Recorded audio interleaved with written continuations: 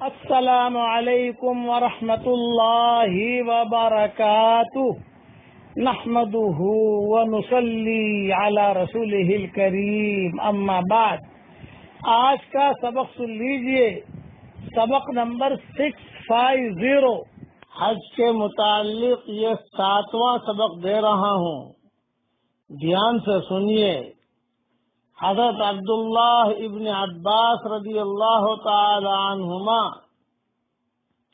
حضور اکرم صلی اللہ علیہ وسلم سے نقل کرتے ہیں کہ ملتزم ایسی جگہ ہے جہاں دعا ضرور قبول ہوتی ہے۔ کسی بندہ نے وہاں ایسی دعا نہیں کی جو قبول نہ ہوئی ہو۔ یہ حدیث مسلسلات میں بھی ہے، شاہ ولی اللہ دہلوی رحمۃ اللہ علیہ کی، اور امام جزری نے بھی نقل کی ہے۔ اب ملتزم کسے کہتے ہیں، اسے دھیان سے سنیے۔ مکہ مکرمہ میں کعبہ کے اندر ملتزم حجر اسود سے لے کر کعبہ شریف کے دروازے تک کا حصہ کہلاتا ہے۔ حجر اسود سے لے کر کعبہ شریف کے دروازے تک کا حصہ کہلاتا ہے۔ اسی وجہ سے غالباً اس کا نام ملتزم ہے کہ اس کے معنی چمٹنے کی جگہ کے ہیں۔ ابو داؤد میں عبداللہ ابن عباس رضی اللہ تعالی عنہما سے نقل کیا ہے کہ انہوں نے اس جگہ کھڑے ہو کر اپنے سینے اور چہرہ کو دیوار سے چمٹا دیا اور دونوں ہاتھوں کو دیوار پر پھیلا دیا اور یہ کہا کہ میں نے اس طرح حضور صلی اللہ علیہ وسلم کو کرتے ہوئے دیکھا ہے۔ اس جگہ کے متعلق جو حدیث دعا کے قبول ہونے کی نقل کی جاتی ہے، یہ اکثر علماء کہتے ہیں کہ ہم نے جو دعا مانگی الحمدللہ قبول ہوئی۔ مجھے خود یاد ہے کہ 1978 میں نے ہمارے حضرت جی رحمت اللہ علیہ کے ساتھ جمعہ کا دن تھا، عصر کی نماز کے بعد ہمارے والد صاحب رحمت اللہ علیہ اور حضرت جی رحمت اللہ علیہ ہم سب نے ساتھ عمرہ کیا، اور حضرت جی رحمت اللہ علیہ کو میں نے اپنی آنکھوں سے دیکھا۔ میں حضرت جی رحمت اللہ علیہ کے ساتھ ہی طواف کر رہا تھا۔ جب طواف سے فارغ ہوئے تو حضرت جی رحمت اللہ علیہ سیدھے ملتزم پر گئے اور ہاتھ اپنے پھیلا کر خوب دعا کی، دعوت کے کام کے لیے، ساتھیوں کے لیے۔ میں بھی پیچھے تھا۔ اس وقت میں جو دعائیں کی الحمدللہ ساری دعائیں قبول ہوئی۔ اس کے بعد بھی ملتزم پر آنا جانا ہوتا رہا، لیکن اب بڑھاپے کی وجہ سے جانا مشکل ہو گیا، اور ازدحام بھی بہت ہوتا ہے وہاں دعا ضرور قبول ہوتی ہے۔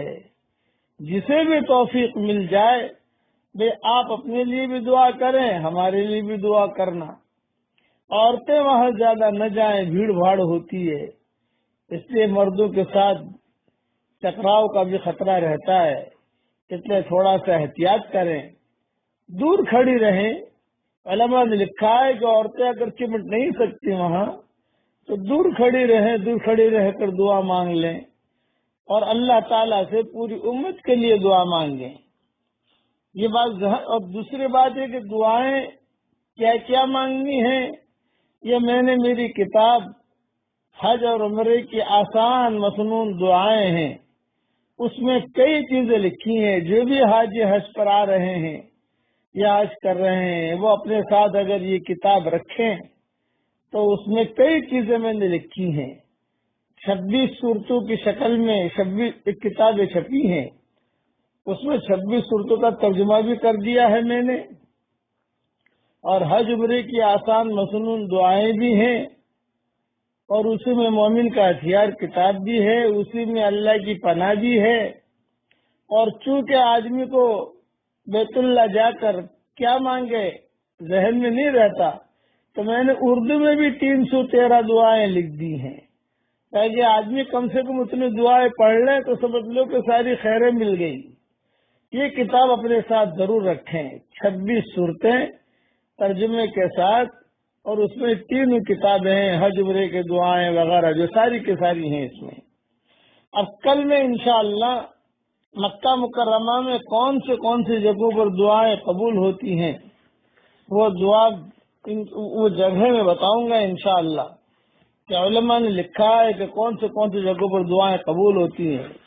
بس خلاصہ یہ کہ وہاں جا کر ایک دعا ضرور مانگنی ہے، اپنے دل کی فریاد کہ اے اللہ میرے دل کی تمام گندگیوں کو دھو دے، اے اللہ میرے دل کی تمام گندگیوں کو دھو دے اور میرے دل کی دنیا بدل دے، مجھے ایک نیا موڑ دے کر مجھے نئی زندگی بخش دے، مجھے اکیلا بھٹکتا ہوا نہ چھوڑ، مجھے سہارا دے دے، میں نے اپنی زندگی تجھ سے دور بھاگتے ہوئے گزار دی، اب میں تیری طرف لوٹ کے آیا ہوں، مجھے تیرے سوا کوئی دروازہ نہ ملا، میں تیری طرف بھکاری بن کر آیا ہوں تاکہ تو مجھے بچا لے۔ یہ دعا ضرور مانگیں، تو مجھے اپنے فرما بردار بندہ اور غلام بنا لے، میری تمام گندگیوں کو دور کر دے، میرے دل کی دنیا بدل دے۔ اے اللہ اپنے فضل و کرم سے ہماری ساری دعاؤں کو قبول فرما۔ یہ دعا میں کر رہا ہوں کہ اللہ تعالی ہر معاملے میں ہمارے انجام کو خیر فرمائے، ہر حالات کو درست فرمائے، اور بھٹکے ہوئے آہو کو اب سوئے حرم لے چل۔ اے اللہ اس بھٹکے ہوئی امت کو پھر مسجد والا بنا دے، پھر اعمال والا بنا دے، اور ہر فرد امت کو دعوت کے کام کے لیے اللہ تعالیٰ قبول فرمائے۔ آمین آمین۔ والسلام علیکم ورحمۃ اللہ وبرکاتہ، وآخر دعوانا ان الحمد للہ رب العالمین۔